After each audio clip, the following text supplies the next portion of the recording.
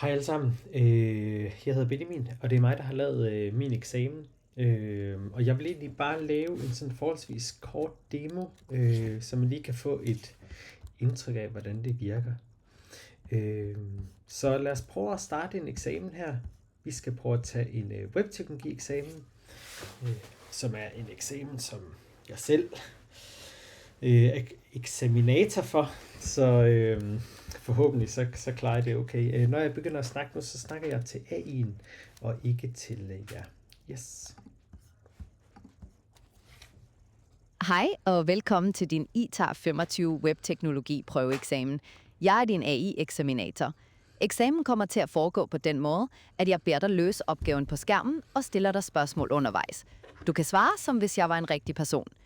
Lad os først få sat skærmdeling op. Vil du klikke på knappen med pilen, der peger op?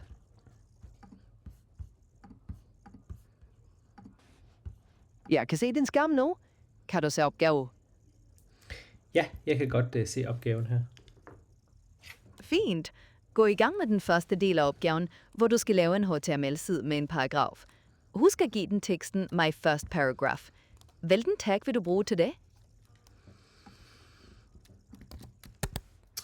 Jeg vil bruge et p-tag, som man bruger til paragraph. Sådan der. Fint. Nu skal du give paragrafen en rød baggrundsfarve og hvid tekstfarve ved hjælp af CSS. Hvordan vil du forbinde CSS til din HTML? Det gør vi op i head-tagget. Så tilføjer vi sådan en link her. Og så skal vi faktisk lige lave en CSS-fil.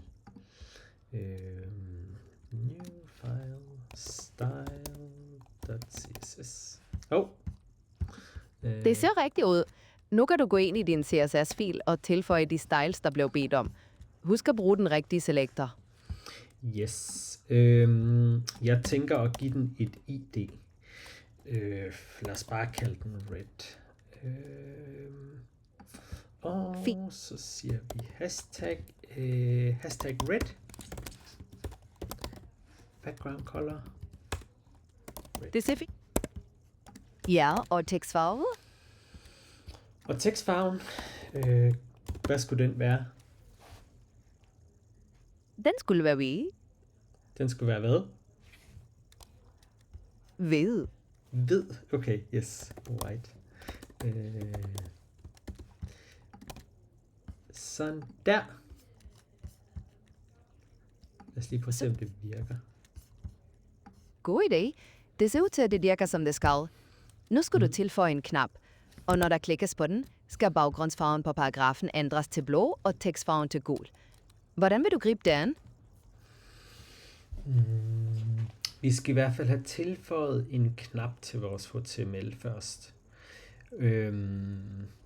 Og så skal vi have noget interaktivitet, så vi bliver nødt til at skal lave noget JavaScript. Sådan at ligesom, når der bliver klikket på knappen, så skal vi køre et eller andet. Men lad os lige starte med knappen først. Det lyder som en god plan. Gå du i gang med at lave knappen. Vi siger bare skift change color. Fint. Nu skal du bruge JavaScript til at tilføje funktionaliteten. Hvordan vil du få fat i knappen og paragrafen i din kode? Jeg vil bruge query selector. Godt.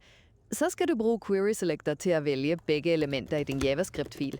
Husk at gemme dem i variabler. Yes.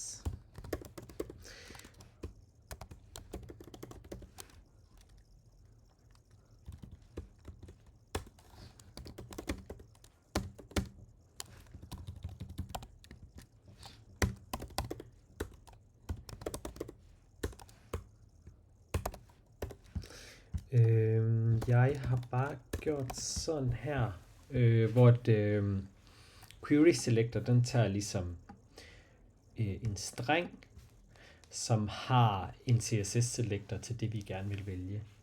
Så i det her tilfælde, så bruger jeg egentlig tag selectoren. Så jeg vælger bare det første HTML-element, der er en knap eller en button. Og så for p-tagget, der bruger jeg igen også tag selectoren.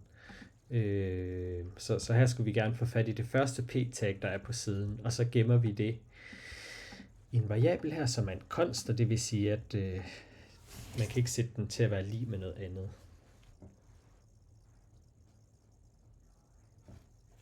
Det lyder som, du har fat i det rigtige, men vær lige opmærksom på stavningen på den første variabel. Er der ikke en lille fejl der? Og så skal du bagefter bruge en event listener på knappen. Altså mener du, vi skal kalde den paragraph, eller hvad?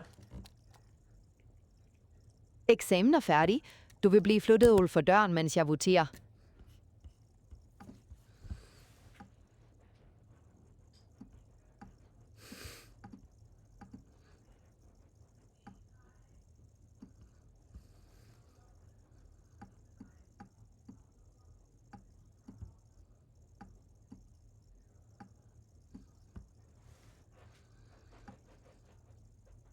Så nu er eksamen færdig, og så kan vi se vores karakter her fra AI.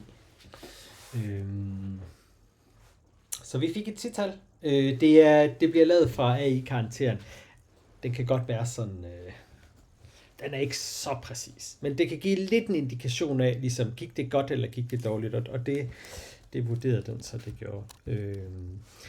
Så der var noget forståelse for os, det her med CSS, så JavaScript og Query Selector og sådan nogle ting.